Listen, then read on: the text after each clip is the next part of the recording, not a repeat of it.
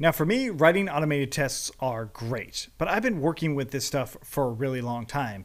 Getting your mind around how foreign key works is, well, it can be really tricky, especially when we introduce a new concept that is related to foreign keys. I'm not going to talk about that yet, but instead what we're going to do is we're actually going to create some of these objects in the Python shell so we can see just better as to what's going on. So what I want to do is actually let's copy some of the test related data into a file that I'm arbitrarily calling shell.py. Now, I'm only doing this so I can test things, so you don't actually have to do this in the long run. So I'm going to go ahead and get rid of all the test case related things and just do, playlists, .models, import playlist. So the first thing that I'm going to do is actually just create a video itself. After that, we will go ahead and create a video and leave it just like that. Just really, really simple things here. Okay, so let's call this playlist A. All right, so let's go ahead and jump into the Python shell. Bring down the Explorer there a little bit. And I'm going to go ahead and run python manage.py shell. This, of course, is the Django managed shell, which means that I can actually do Django commands in it. If I don't use the Django managed shell, I cannot do Django commands in it for a number of reasons. Okay, so let's go ahead and import these things. And let's go ahead and create our first video object. Okay, so if I look in here, I've got video A. Okay, so you're probably like, well, that's nice and all, but what's actually the attributes to this? And if I do dir video, let's clear that out for a second, and dir video A and hit enter, I get all of this amazing stuff. It's probably a little confusing, but hopefully what you'll see are things that you already recognize. One of them being objects. Right? Objects is definitely something we've been using a lot. We just did it. Right? Another one being the save method. Right? Hey, what do you know? Slug, state, timestamp, title. Cool. So it's actually showing me all sorts of interesting things. Now, what it also has in here, or at least what it should also have in here, is the playlist set. Okay.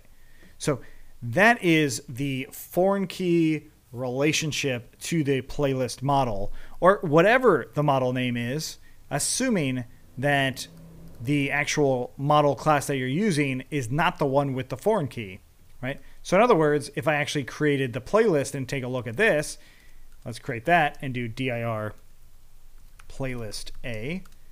We shouldn't see video set, but rather just video. And sure enough, we do. And you're kind of probably confused that it says video ID as well. So that's certainly possible that we left in video ID, but I actually don't have video ID in here at all. So that's actually another feature of the actual foreign key. So if I look at that again, so playlist A dot video underscore ID, it gives me an actual video ID. Now, why is this? Well, if I look at video A.id, the video I actually used while creating this, it's actually identical to that.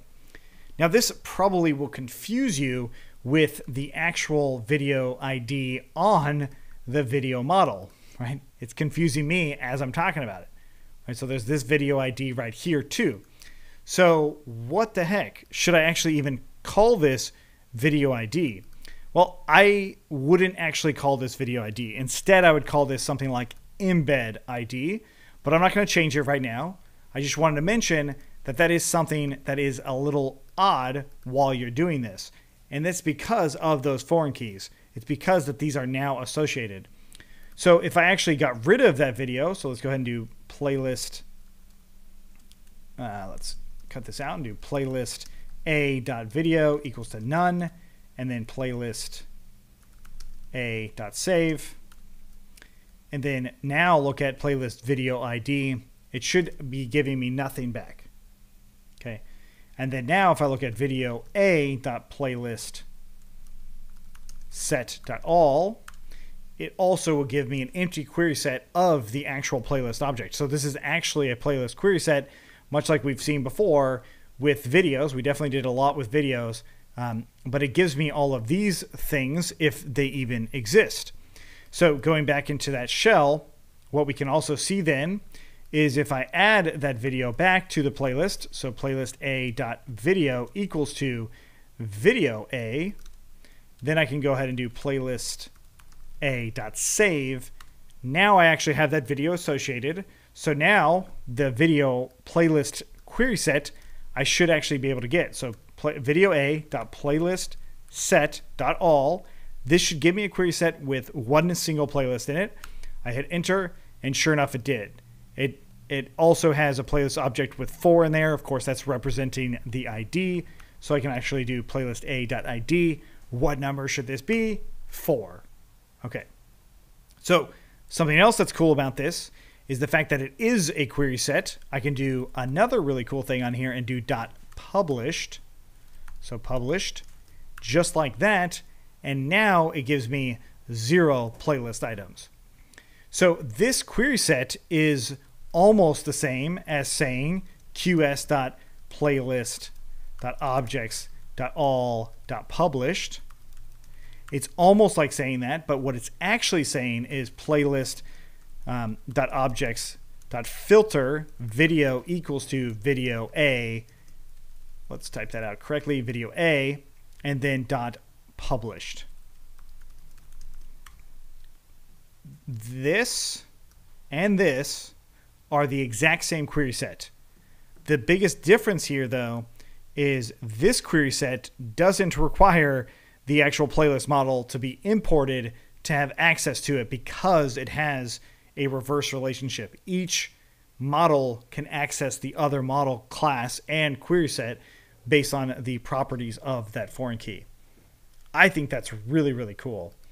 So I'm going to leave these in as reference on shell.py. I will literally get this whole thing that we did, put it in shell.py if you are so interested later.